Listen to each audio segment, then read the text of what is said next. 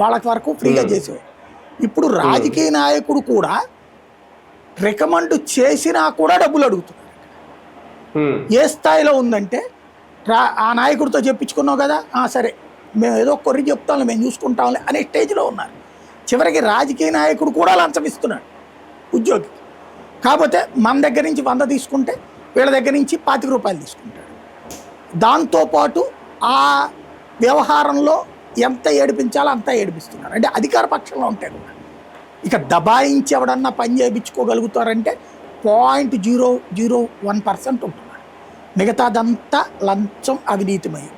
మనం ఇవాళ ప్రభుత్వ కార్యాలయానికి వెళ్తే పనికి డబ్బులు లేకుండా జరగదు. ఇప్పుడు రాజశేఖర రెడ్డి టైంలో అది జరిగితే చంద్రబాబు రెండోసారి వచ్చినప్పుడు ఉద్యోగుల విషయంలో చూసి చూడనట్టు పోయాడు.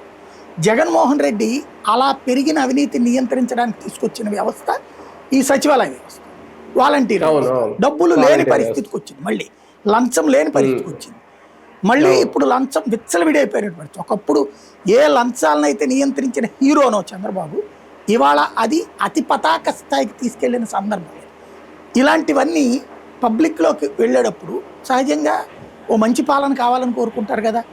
ఈ మంచి పాలన అనేటటువంటి ఆల్టర్నేటివ్ ఎవరున్నారంటే ఏబి వెంకటేశ్వరరావు గారు లాంటి వాళ్ళు అంత కాదు నాకు తెలిసి. అది ఏ టీము బి టీం లాగానే ఉంటుంది.